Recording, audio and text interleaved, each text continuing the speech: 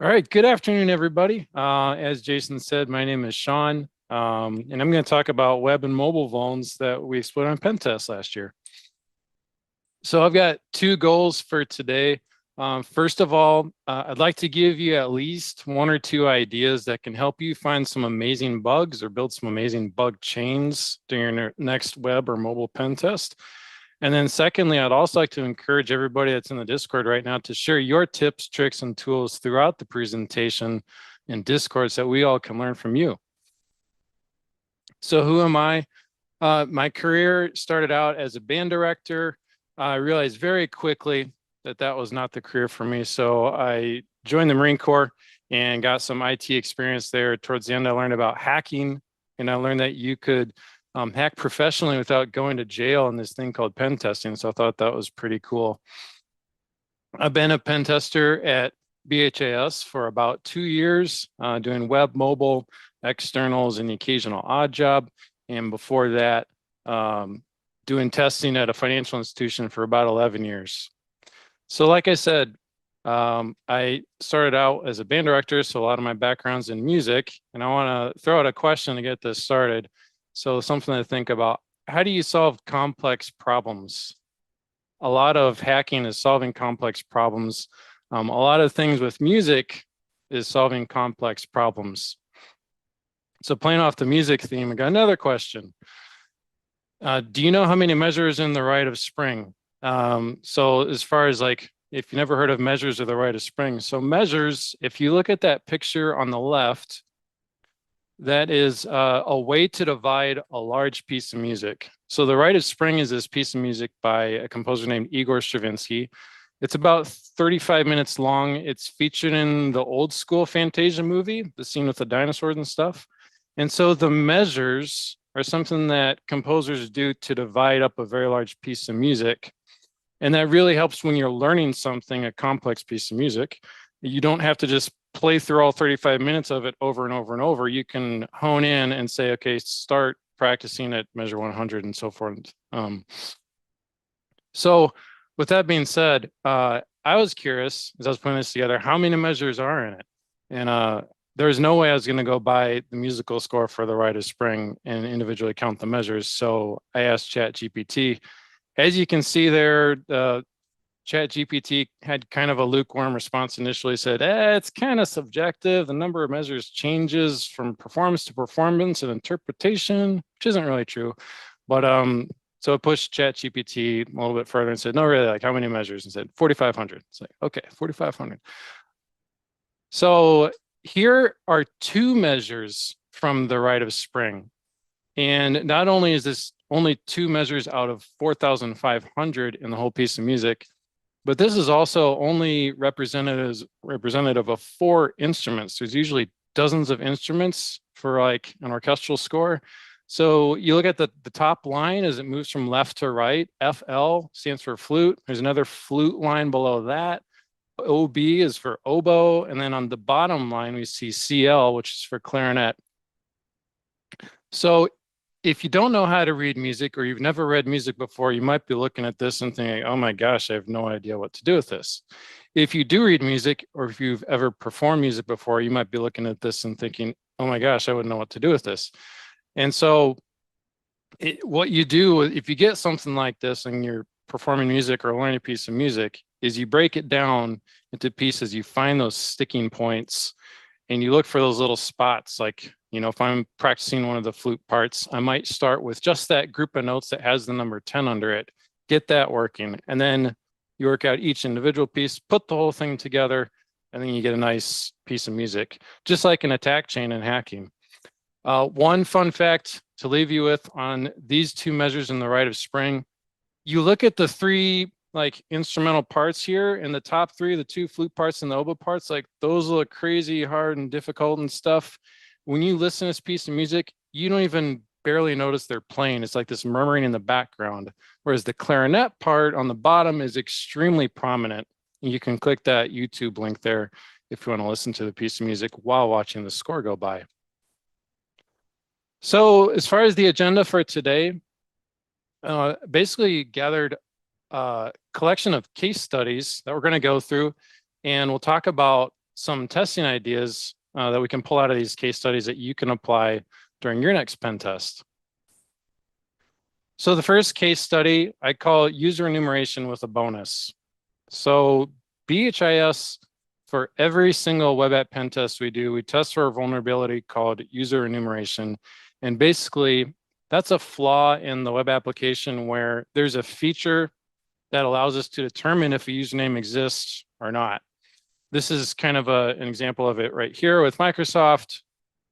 What we do is we enter a known existing username, Sean at blackhillsinfosec.com. If you enter that at Microsoft.com, you'll see that that username exists. Whereas in the picture on the right, prepended, definitely not Sean at blackhillsinfosec.com. We see red text and we're getting a message saying the username doesn't exist. So that's user enumeration. You automate this and you can create a really big list of usernames for password guessing and stuff. Usually this is a low severity finding, not a big deal. It's used for password sprays, brute force attacks, that kind of thing. Well, there was an interesting case last year where during user enumeration testing, got a little bit of information back in the response that was not expected. Before we talk about that, I also like to say that when we're testing user enumeration at BHIS, we don't just test like the login pages. We're going to test any feature that's available to someone who's not authenticated yet. So we'll look at password reset features, look at alternative logins, or maybe registration features are often things that tend to get overlooked for username enumeration. So back to the case study, this flaw was in a password reset feature. And what happened was if you entered an existing username, which was an email address, the application gave you an access token that was scoped to that existing username. Really wild stuff. Like this usually doesn't happen. So the other takeaway with this is when you're doing user enumeration testing, sometimes you'll see like the difference between the responses and the UI like this, but it's really worth your while to look at those responses like in Burp Suite or your proxy under the hood and see if there's some information that's in the response that might not get presented in the UI. So the next thing that you want to do, if you get something interesting like an access token in a response, is you want to figure out an interesting way to leverage it. So in this case, we'd already done application mapping, so we knew what the request needed to look like to change password on users' accounts. So to show impact to the customer, we executed the username enumeration attack to get an access token for another user, take that access token, put it in an authorization header, and set the password on somebody else's account. Now you've got account takeover. For what it's worth, and this is totally like anecdotal observation, I have not done like a thorough research on this. I tend to see this more often in apps that have like an API JSON type thing.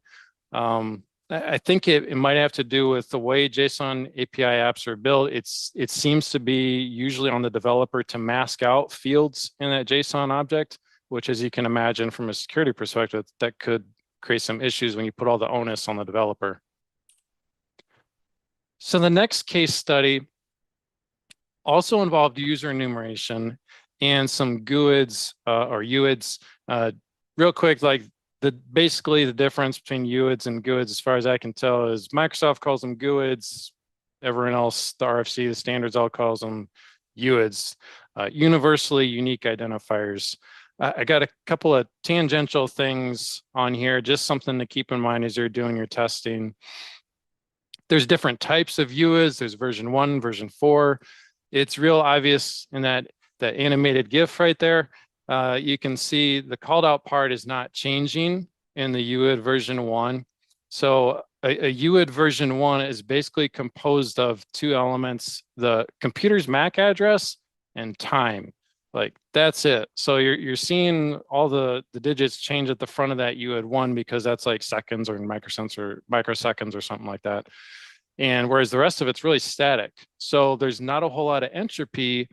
If you can imagine like these things being used in password resets, that could really lead to some issues. So when you're looking at UIDs and you come across those in your app, look at the 13th character right there, like the graphic on the right. and that'll tell you what version it is. You'll see a 1 for UID version 1 or a 4 for version 2. And there's some other links to other UID related attacks. So the case study started out with user enumeration, and again, a leaky response. We can see it was a password reset feature. You guessed a valid username. In the response, there was this user ID and with a UID. So you're like, okay, great. Like I see a UID. Doesn't mean a whole lot to me at this point, but I'm gonna put that in the back of my mind as I go through the rest of the application. What you want to do, because if you think about it from a developer's perspective, UIDs are designed to be unique, difficult to guess. So you're generally not going to brute force UIDs. So the developer is putting a lot of trust in somebody not being able to guess or enumerate these UIDs. So what I like to do is I want to find other places in the application that are using that UID or UIDs in general. Like if it's an API type app, a UID might be part of the path, like in those API calls. So using Burp Suite to do this, you would go to Proxy tab, HTTP history, and then just paste in the UID and then search for that.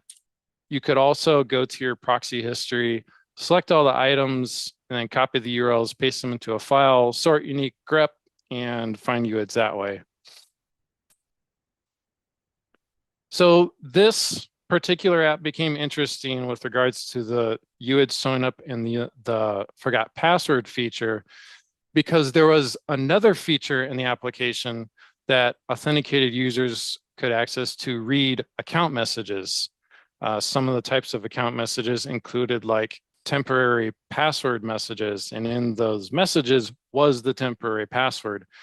So that's not super interesting for a user to read their own temporary password, but if you leaked the user ID from this vulnerability, then you could paste that user ID into this feature and you could read somebody else's account messages, which is nice. But if you think about it, temporary passwords, they're usually not, they don't last very long. Like they have a short lifespan, right? Like you reset your password, you log in with a temporary password, and if the application is doing everything right, it forces you to change it. So temporary passwords are usually only good for a few minutes or so.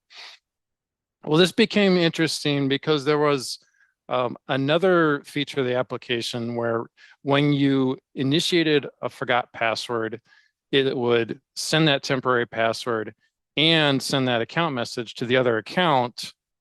And that could also get triggered when you had the right UID that was discovered during the user enumeration attack. So the big takeaway with this one is you want to keep your eyes out for like supporting vulnerabilities or features that you could use to increase the impact of issues that you're finding during testing. So the next case study involved cross-site scripting in a mobile application, which was, I was working with another tester on it. And it was really interesting because neither of us had really seen cross-site scripting execute in the context of a mobile app before. So we had some fun with this one. But you know, when we first saw it, it wasn't like a straightforward cross-site scripting. The developers were aware of cross-site scripting attacks, so there are a couple of mitigations. And essentially, what the mitigations were is if you included the string script or like some common event handler names like onload and on error, those are very common for cross-site scripting, that would cause the response to get HTML entity encoded. And you can see in the picture on the right what that means. Basically, if you inject a payload, all of your characters that you need for that payload to execute, like angled bracket characters, get turned into something that HTML can understand but will not execute as code. So the big takeaway with this is if you come across it, this started out as HTML injection, right? Because we couldn't execute JavaScript right off the bat. If you find HTML injection, it's really worth your while to take the time and figure out what is the XSS filter or mitigations doing, and then figure out a way around it. And usually figuring out a way around it is just a matter of Googling for a solution. Like Googled for XSS, no script tag, no event handler, and came across this great technique from a security researcher, Brute Logic. And if you use an iframe, there's this nice attribute with iframes called source doc, which lets you embed HTML like inline. And finally, I've got my every webcast or blog I've done, because it's a mistake I make over and over, is make sure you mind quotation mark escaping in your payloads. That'll break a lot of your payloads or JSON objects otherwise. So here's the nuts and bolts behind the attack. Like Spider-Man, we're gonna use HTML entity encoding to fight HTML entity encoding. So what's going on is, if you send the payload that we see there in the request, it comes out in the response, but because it's HTML entity encoded inside of a source doc attribute, when that lands in the DOM, it's going to get transformed back into the character N. So now we've got an event handler. Now we can execute JavaScript. So at this point, we had a working proof of concept for the mobile app. And you want to make sure to get that screenshot so you've got JavaScript execution, but you want to move beyond this because we want to show impact to the customer. So we brainstormed on what we could do with this, and our tester had a great idea. Say, hey, why don't we do like a phishing page? And yeah, that's great. So we did a phishing page, and the reason we went with that option is it's useful to take advantage of any existing functionality or features that are in the app. You want something that's going to be familiar and already trusted, so that way you don't have any crazy stuff. If you try and introduce like a new feature to the app, the users would probably look at that and say, I don't know what's going on with that. I'm just going to walk away. So the picture on the left is what that fake login page looked like. And one thing I really want to highlight with this is I've been doing like login page cloning for years and stuff, but it wasn't until last year the other tester introduced me to a Firefox add-on called Save Page WE. The thing that makes this nice is if you're cloning a login page, it puts everything into a single HTML file that you can upload to like a VPS. Before, when I was cloning login pages, maybe you've done this. When you open a login page, it's usually like an HTML file. There's cascading style sheets, JavaScript files, and a bunch of images that get downloaded. And when I use wget to clone all that stuff down, I'd have to upload image files to the VPS, fix all the links, the sources, the hrefs and stuff. It was just a nightmare. So definitely use something like this plugin if you're going to do login cloning. All right, the next case study was on a different mobile test. And this involved some technology that I'd never seen before during a mobile app, is Apache Cordova. And essentially what Apache Cordova does for web apps is, like it says there in the callout, you're implementing a mobile app in a collection of web views, which is essentially like an embedded browser in the Android world. And so the takeaway with this one is, I've been doing mobile testing for a while. If you come across a tech stack you're not familiar with, definitely like do some research, figure out what else has been like done with this technology before, like search Pentests, Cordova, debug Cordova app and stuff like that. Eventually I found this really nice blog that's linked there, and it talked about a way that you could interact with a mobile app that's running on your phone from Chrome web browser on your laptop. So you plug it in and you are driving the app from your web browser on your laptop, something I'd never done before. The one caveat with it is when web views are created in Android, there's a flag that allows this debugging to take place. It's called set web content debugging enabled. You can see it in that script there. By default, it's set to false, which means you can't do this. So you can use Frida to run the script that you see there, and it's going to hook every time that web views are created. And instead of setting the default flag to false, it's going to set it to true, and it's going to let you interact with that mobile app at runtime.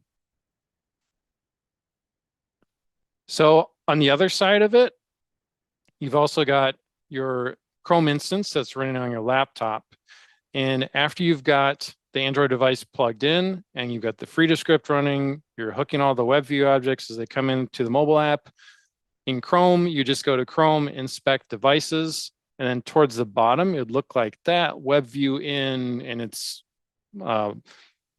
obfuscated out the name of the app.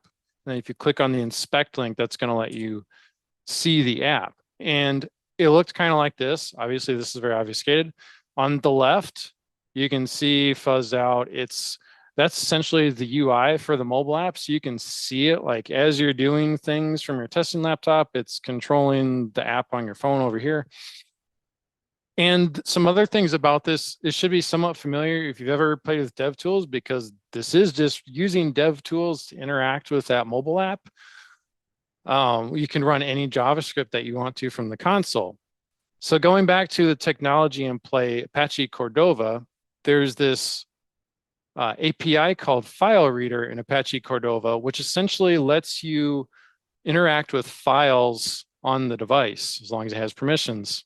So there was another flaw with the application where it had a lot of logging, like web logging and stuff.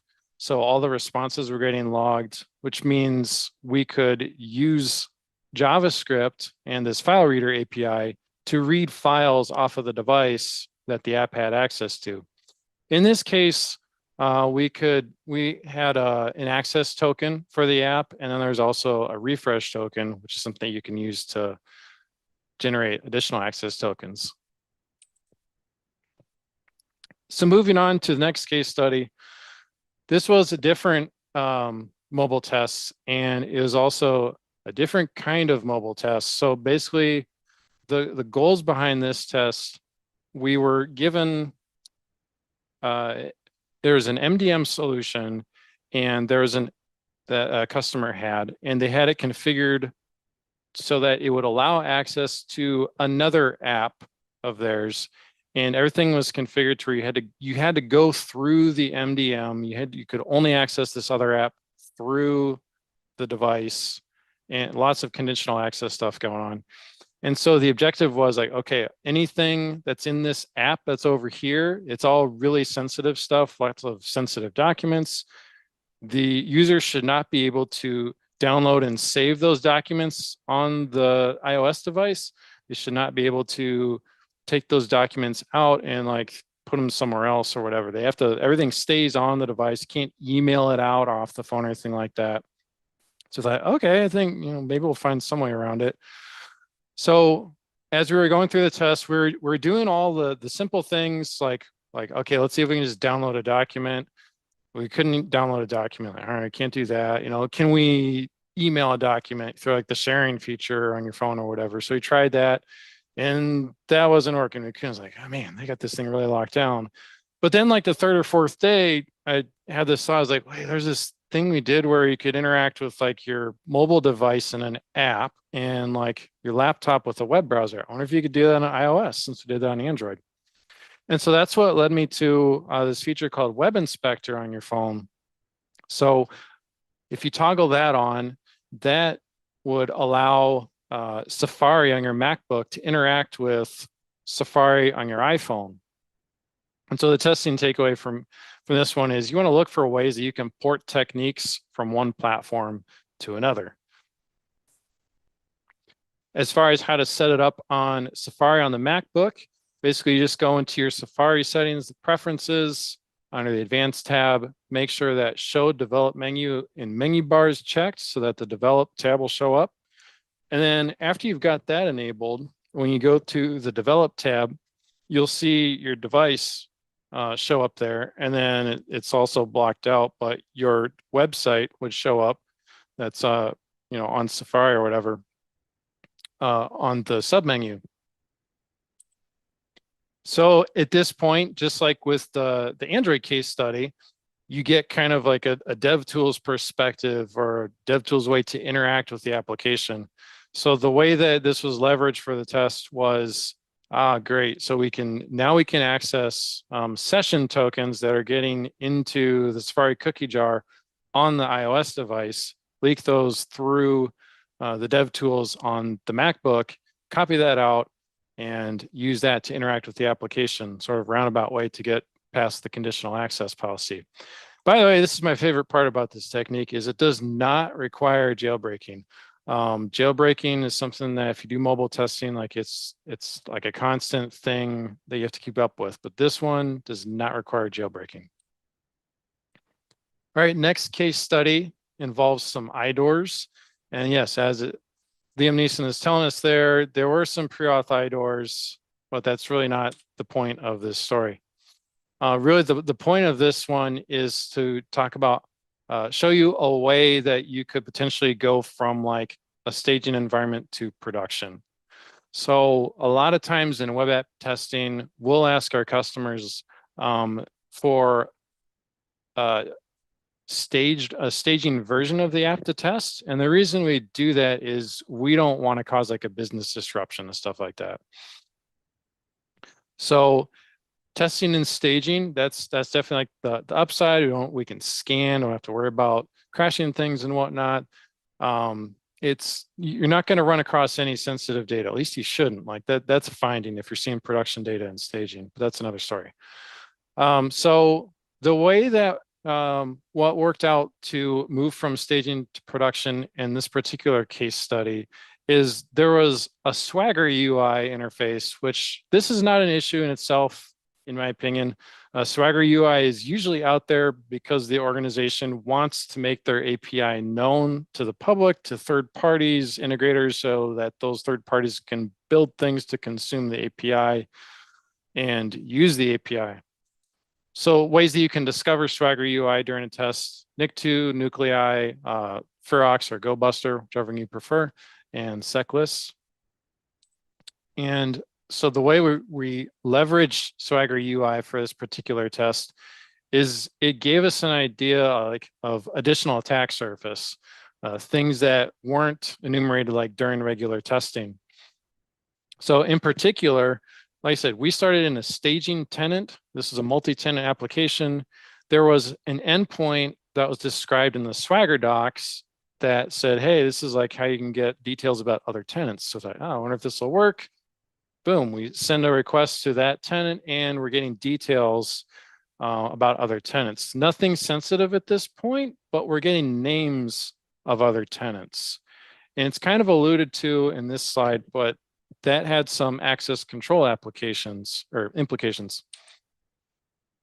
So there was a couple of items used for access control with the app. There's a custom header, X tenant.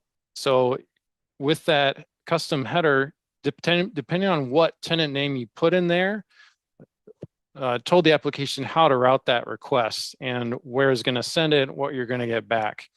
So to exploit this, we set the X tenant custom header to a production tenant. And this is kind of a prerequisite to the next slide. And that gave us a pre-auth token. This pre-auth token was different than what you got after you authenticated, but it was necessary for the attack. As far as we could tell during the test, like this pre-auth token was essentially used for kind of routing the request once it got to the back end, knowing which tenant to go to and stuff. So ultimately, as far as pivoting from the staging environment to the production environment, there we brought up the endpoint that was vulnerable to IDOR, and then set the custom header to a production tenant name. We had the access token that was scoped to a production tenant, send that request off, the IDOR request off. We're getting production data back at this point. And so testing idea with this to really show impact to the customer and why this is risky, give them a sample, just like 1 or 2 records. You don't need to download the entire database or anything. All right, and for the final case study, this is a combination of 2 vulnerabilities, blind cross-site scripting, and there's also an interesting thing that happened in some responses that revealed password hashes. So real quick, blind cross-site scripting, how that's different from normal cross-site scripting. So with normal cross-site scripting, you usually have like everything in front of you as you're working out how to exploit the thing, or as you're developing your exploit. You can send your payload, you see the response come back, you see if it gets HTML entity encoded, or if maybe strings are just getting completely taken out of your payload or what have you. With blind cross-site scripting, you don't have that advantage. You send a cross-site scripting payload and you might see something, you might not if you guessed correctly. So you're most likely to see blind cross-site scripting in situations where, if you imagine like a retailer and they've got like a front-end system for customers to register new accounts and stuff, and then within the organization, there's like a back-end system, and that back-end system is used by administrators to manage those new customer accounts. We want to make sure that, if you're registering a new account on the front end, there might be really good mitigations and output encoding and stuff, but on the back end, maybe there's not. If I send a first name with script alert / script or whatever, maybe that renders in the back end, which can have some implications. So it can be tricky to test for this kind of thing if you don't have access to the back end system. So that's why whenever we're doing a web app test at BHAS, we like to ask for access to both the front end and the back end, because we want to see if that payload's going to render somewhere else. So in this case, we could see it was a very straightforward cross-site scripting, and it was occurring in the back-end system. And this is kind of what the other issue looked like. This is also on the back-end system. In the response, if you looked at customer details, you'd see all the customer details, first name, last name, address, and there's a password hash, which was really surprising. Oh, that's interesting. And so the idea behind this one is you want to, anytime you've got the responses coming in through Burp Suite, just skim the responses. And usually like really good information leaks like this, they're going to stick out like a sore thumb. If you work in security, like, oh, I know what password hash looks like, and stuff like that. So with these two vulnerabilities, it's time to have some fun. So here's how we hook these two things together. When we're putting the attack chain together, I want it to be somewhat realistic. If you think about like, okay, combining these two vulnerabilities, it's not likely that an attacker is going to guess like the perfect blind cross-site scripting payload that's going to automatically read a password hash out of the back end and send it to their VPS. So what I like to do as much as possible is I use what I call like a stager cross-site scripting payload. If you think about like, Metasploit is architectured, usually there's like a stager payload, and then like the stager is just something that downloads and then executes that payload. So we can apply that same principle to exploiting cross-site scripting. A couple of stagers that I like to use for cross-site scripting are shown there. If you can get a script element into the response, then just go with that. You can just point the source attribute to a JavaScript file that's on your VPS, pull that down and execute it. If you can't inject a script tag, then you could also try doing event handlers like the example shown there. And for this case study, I use something called Beef, the browser exploitation framework. It's been around for a while. There's a link to it. It's really neat. There's a lot of post-exploitation features, and we'll see the UI in just a second here. This slide is really just showing to make sure that your payload and attack chain is working during every step of the simulated attack. In this case, we're using dev tools. We're verifying, okay, I can see callbacks. They're going to my Beef server. And this is a portion of what the UI would look like when you're interacting with Beef. So for this particular test, I really wanted to demonstrate like how an attacker could execute essentially arbitrary JavaScript in a compromised session. I thought, there's got to be a way that we can do like remote dev tools. And so there is. And if you use Beef and you set it up, if you go to the commands tab, there's the module tree, and in the miscellaneous folder, there's the thing called raw JavaScript. And essentially you just put the JavaScript into that field that's called out there on the right, and you click the re-execute command and it runs that JavaScript in the compromise session. Now, with all that being said, there are a few takeaways, things I've learned since this test. First of all, I'd recommend not using XHR, XML HTTP request API if you don't have to. If you have to, like, definitely do it. But in my experience, it can be tricky to do cross-site scripting attacks where you need to do things like in a specific sequence. You have to do crazy set timeout things and stuff. And it can just be tough because a lot of JavaScript will execute asynchronously. The fetch API, on the other hand, is really nice when you need to do things that go in a specific order. Like the classic example that comes to mind for me when you're doing things that need to go in order is if you want to demonstrate like data exfiltration with cross-site scripting, usually the attack chain looks something like, okay, I'm cross-site scripting, executing JavaScript in a session that executes a request and it collects the response, and then it needs to ship that response out to the attacker controlled server. Those things need to happen in order, right? Like if the request to go out to the VPS doesn't have a response from the application yet, it's going to fail. So use fetch API. The other takeaway, something I've been using more in my tests lately, is ChatGPT. It's just really nice. I didn't grow up a developer. And I enjoy coding, but I'm very slow. It takes me a long time and a lot of debugging and a lot of trial and error. And, honestly, customers aren't paying me to develop things. So anything that can make me more efficient is a good thing. You can use ChatGPT to generate like a template for stuff.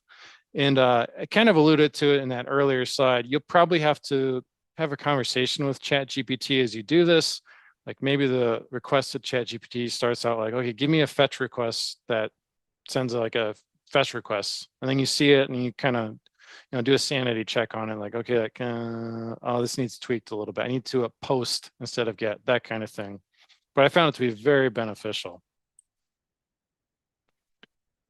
Okay, the final step, what did this look like? So the final step of this attack, there was, like I said, we wanted to show executing JavaScript remotely through a compromised session. We can see here, this is showing that through JavaScript execution in the compromised session, we could see username and password hashes getting pulled remotely from the simulated attack. Which brings me back to the testing golden rule. As much as possible, you want to show how 2 or more bugs can be combined for even greater impact. So in conclusion, recommend as much as possible, chain your bugs, find and work through the sticking points. It's usually what'll, is when you're developing complex attack chains, it's usually just like one little thing isn't working. If you can really take the time to figure out what is that thing, work through that, and get the whole thing working, it'll be a lot of fun. And finally, share your ideas, because that's how I've learned stuff other people sharing. So I encourage you all to continue sharing. And with that, that's all I have for now. So thank you, Jason. Hey, Sean. Thank you, everybody, for joining. Well, we have plenty of time for Q&A today. So if you have questions and you feel like those questions haven't been asked or answered yet, feel free to ask them here in Zoom. We'll take a look at any of the questions that are coming in. And then you can also ask questions in Discord. It's a little harder to keep track of the questions in Discord, but Zach, if you see a question in Discord, you take those. Deb, if you see any comments or questions about things. I do want to talk about the summit coming up in a couple weeks. So we have an offensive summit coming up. So if you like offensive security, if you like pen testing, if you like how to bypass security, go ahead and attend the Anti-Siphon Summit coming up on March 13th. Completely free. Yep. Yeah, completely free. If you want to take the paid training that's happening on the Thursday and Friday after it, that's completely up to you. It's affordable and accessible. All right. So with that, do you have a blog post where you write step-by-step how you did these, Sean? Not yet. There's a couple of, no. Thank you. Yet, I like that. Yeah. We would love to post those blog posts, Sean. So first of all, Sean, thank you so much for going through and sharing the things that we get to see on Pentest, right? Because we see all of it. And then we see the ways that it works and the ways that we didn't work. So I have a question that I ask all pen testers when they come on here, and it's a deep question, Sean, and I apologize in advance because it's going to stir up all kinds of emotions inside of you. And I want everyone to see you wrestle with the question as you're about to answer it. So the question, Sean, is this. You just talked about all these ways that you came up with, like, this attack and this attack and this attack and this attack. And you worked with other people to try to come up with a solution when you find yourself hitting a roadblock. So my question to you is this. When you have adversity during a pen test, do you assume their security is good or that your skills are bad? I usually assume that they're doing a good job with security. But then I think of people like, Fletch and BB, and they say, well, did you think about it this way? I'm like, oh yeah. And then I get more ideas. But yeah, no, my default is to assume I'm doing something wrong. Yeah. Okay. And that's one of the things that I like about the fact that there's like 30 pen testers here at Black Hills, that if you run into something, you can throw it into a chat and you can talk to each other and like come up with a creative solution, because that's really what pen testing is, like coming up with a creative solution. So if there are many of you out there, here's what I'd love for you to do. If you're currently doing Try to Hack Me, Hack the Box, or anything like that, please, please, please, please, please write up your solutions to solving those problems, right? Like if you're doing any kind of CTF challenges, please start getting into the habit of writing down the way you solved it. Sean, we have a report as you go thing here at Black Hills. Was that something that you've done? Oh yeah. Oh yeah. Need to bring those back.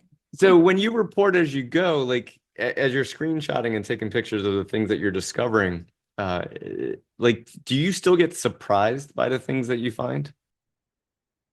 Yeah. No, so going back to what my experience with testing is, I spent 11 years at a single FI. So I got to know things really well. And like after a while, you hack all the things and you start to not see things as often. Whereas here, we're seeing every web app is a special snowflake, and every mobile app is, a special snowflake. So they're all different. And you just see all sorts of different things. Yeah, there's always something surprising, at least one or two a week. Yeah. Any tips on how to communicate to management the likelihood of a vuln being exploited? And do you find it harder to do this when there's a chained attack path? So the first question, as far as explaining the likelihood of an attack, sometimes it's really obvious. Like if I can run nuclei and a critical vuln pops out with a nuclei scan. Nuclei is an open source vulnerability scanner.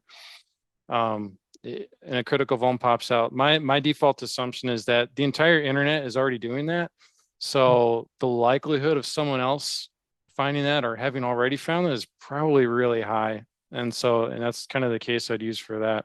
What was the second part of the question? Do you find it more difficult to explain, like, to management that it's a chained attack path?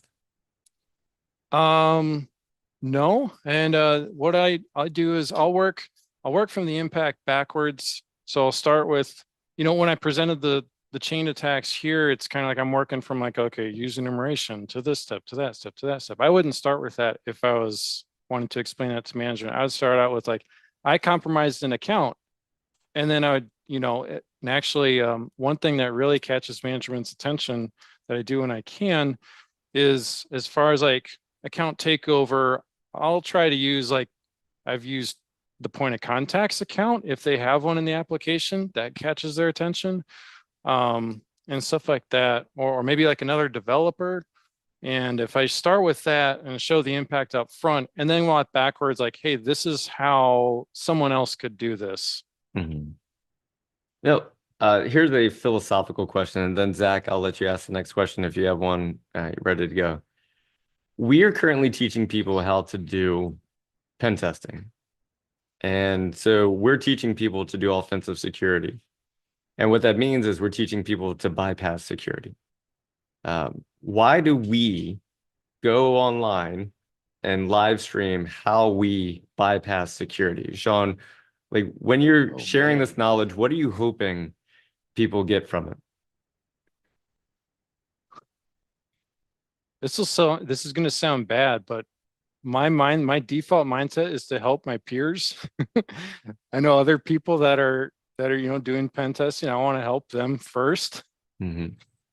But ultimately, I know that the goal, our collective goal, is to help things be more secure for everybody. Yeah. And I asked you that question because during the webcast, you kept talking about during your pen test, when you're on a pen test, when you're doing this. And so like I could hear you talking to your fellow pen testers, right? And like anyone out there that's in offensive security, like Sean was like talking directly to you today. But if you're in defense or if you're in any other, like, just keep in mind, like these are the things that we're discovering, we're finding, and we're going to keep digging until we get in. Sean, have you ever not gotten in? Oh yeah. Yeah. Yeah. There's plenty of orgs that are doing it right. That's awesome. Yeah, it's a mixed bag. Yeah. One of the things that we do at Black Hills is we give you a pen test report of all the ways we get in and the ways that we don't. And if you currently have a company that's doing a pen test for you and they don't give you a list of all the ways they did not get in, then push back and ask for that, because like you should see where you're being successful, not just where your security is being bypassed. That's Zach, probably why I always have like other testers in mind, because I've experienced your frustration that you're experiencing on a pen test. I want to help you so you can move along with your pen test. Anyways. yeah. Sure. Zach. So this goes back to report writing. Do you have any good recommendations on how to get started in writing reports and documenting things? Yeah, BB's got a couple of fantastic webcasts out there. I'd just go and watch those. Hack for Show, Report for Dough. I think came across those like shortly after they came out. Like, these are gold. I think I printed that out, and there's another hacker at the FI, and I printed out like 48-point font. I was like, here, put this in your cubicle. We need to remember to do that. Yeah. Yeah, part one was at Wallace Hack and Fest in 2018, and then he did a part two as part of a Black Hills, and so yep, that's in the chat now. So you can see part one and part two. In fact, whenever someone gets hired at Black Hills, like one of the first things is like watch these. Like this is how we do reports, and so definitely check that out. Question for Zach: what kind of snack do you have in the back there, Zach? Kind of snack? Mountain trail mix. Yeah. Someone asked us if we do network pen tests or just web. We do every kind of pen test you can possibly imagine, like every single possible pen test we do at Black Hills. Using nuclei, have you encountered compromised systems during your test? Oh, like, so the whole thing is like, we're not the only ones here. I think that's the question, right? Like, I'm on a test, I'm in the system, and then like, crap, I'm not the only ones here, and all of a sudden it becomes an incident response instead of a pen test. Has that ever happened to you, Sean? I've never seen like a conclusive like, oh wow, there's somebody else with a web shell over here, anything like that. With that being said, I have compromised a system and saw like, oh, it looks like someone else was trying to do something similar. It doesn't look like they're quite successful yet, but it still ended up being like a situation where you call the customer like, hey, this is really bad, and talk to them about it, what's going on and stuff like that. Someone asked if there's any public BHIS pen test reports out there, and the answer is I'm not sure. I know that we give them when people reach out to us and they're potential clients of ours, and they're like, can we see, like an example report? And the issue with an example report is we just got to go through and sanitize the heck out of that thing. And so Sean, even with his screenshots and things today, like it was 4 or 5 sets of eyes, just making sure that there is no PII or anything like that from our clients that potentially got seen. And so if you ever notice, we always say the words clients. We never say names, because if you work with Black Hills, we won't mention it. All right. It's weird when I go to like another pen test companies, like, and then they show like their clients on the, and I'm like, yeah.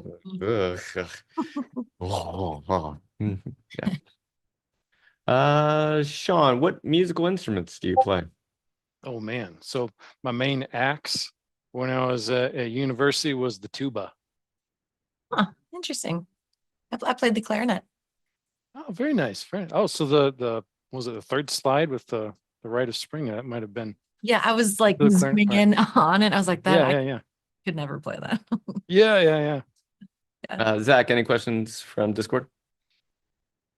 Yeah, somebody was asking about when you or like someone asks for backend access, is that the same thing as granting the tester access authentication to the application, or does it mean direct database access? Oh, just logging into the back end system. So like I said, sometimes the application will be like in two parts. Like there's a front end system that the organizations or clients, customers interact with, where new customers can register user accounts and stuff like that. But then there's probably like a backend system, like a web application, web portal that the administrators within the organization can interact with. We're just asking for login credentials essentially for that backend web portal. Someone asked me about the summit coming up. It's going to be 5 hours of offensive talks, right? So people are going to give like 30-minute talks, about 5 hours in length. Zach and I will be there hosting. Deb will be there supporting. We'll have multiple people there giving talks. There's going to be a CTF involved. And so if you want to come, just participate in the CTF with prizes. You can participate in the CTF along with, we forgot to mention the CTF at the last summit that we did. And when it was over, we're like, okay, so the winners of the CTF are, and like the majority of the people were like, there was a what? Like, Yeah. Yeah. we totally forgot to mention that. So we should do that. All Someone right. wants to know if it's a requirement to be able to play an instrument to work at Black Hills. It is not a requirement, but there are a lot of people that have Yeah. plays guitar a lot on meetings sometimes. Mhm. John sings. I don't know if you've ever had the lovely chance to see John sing. It's very entertaining. He just like lets all of his just energy and rage and like just anger at the world just come out onto the microphone. Come to Deadwood and you'll see it. Yeah, it is unexpected. Yeah. I mean, like the first time we're like, oh, Oh, John, all that was in there, buddy. You Oh. okay? You need a nap? okay. A hug? What do you need? Yeah. So question for you, Sean. So as a pen tester, you have the way that we do pen tests at Black Hills is that our testers are on one pen test at one time. Like there's not multiple pen tests going on. So you are on a pen test from the beginning to the end of that pen test. So once you're done doing reporting as you go, then you have to write the report. So someone's asking the question, do you streamline the pen test report production? I'm engaged in finding a way to focus on the test itself and have someone else write the report while the test is happening. So Sean, what are your thoughts on someone else writing the report versus you writing the report and then having it proofed and then viewed by other people? Reporting is really personal.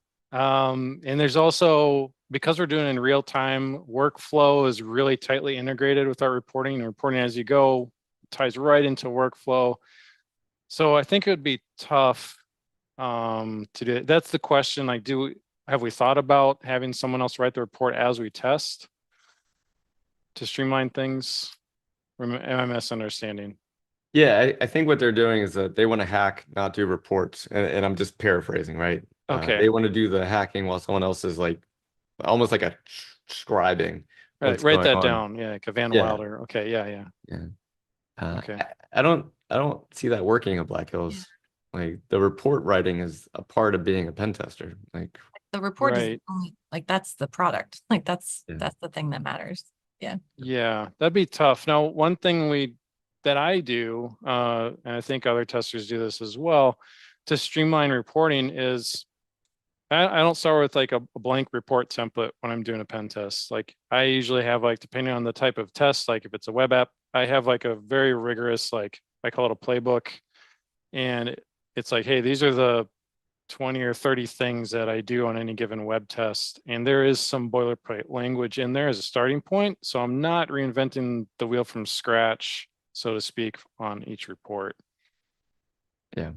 Someone asked us how long we keep our pen test reports. If you reach out to consulting at Black Hills InfoSec and set up a call, they'll tell you about all that stuff. I'm not going to talk about it here online. I just want to let you know that we do this. And so we test our own security often. We have our own internal team testing our own security. And we also make sure that we have set up so much cyber deception. You have no idea what you're getting yourself into when you find yourself in the Black Hills network, and it's fun. All right, so Sean, ourselves. yeah, Sean, final question. If you could take everything that you talked about today, including the questions and everything else, if you could just sum it all up in one final statement, what would you say? Chain your bugs. Chain your bugs.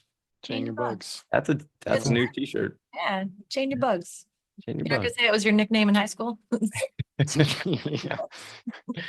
All right, if you were here and you were listening and you did not say the word hack it inside Discord, go ahead and do it now, and we'll make sure that we get you credit for being here today. Once you hit 10 webcasts with us, we'll give you something. We still are figuring out what that is.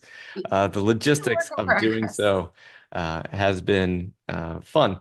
And so we're getting real close to getting it all taken care of, so that way we there's the shipping, the creating, the figuring out what to do. And so we're there now. Time. I think we got it. We'll be fine. It's just 10 weeks went by really fast, I think. Oh It no, did. we're at 10. Yeah. Especially over the holidays too. Yeah. Like it was like from Thanksgiving to all of a sudden it's like the new year. We're trying to figure out stuff. So thank you so much for joining us. We are Black Hills Information Security. If this is your first time on a webcast, this is what we do. We show up every Thursday. We'll be here next Thursday. And if you're watching the recording, that is still true. We'll be here next Thursday. And so thank you so much for joining us today. If you ever need a red team, threat hunt, pen test, red anti-sock, we do all the things. GRC? Yeah, GRC. If you need training, you know where to find us. And if you watch these webcasts, as you can tell, we're not doing what we can to sell you something. I don't know, you can go buy it from someone else. And then the other thing is we do not email you about our services. So if you're on our email list, all you do is you find out about our webcast and upcoming webcasts. And if you're on Discord, please stick around. Seriously, please stick around. We talked about, we want to post if they're not on the list, right? I think we need to talk about it more. If you want to find out more about all these webcasts and all the free things that we give away, I'm going to post to be on the list, and then we will send you an email letting you know all the free things. Yeah. All right.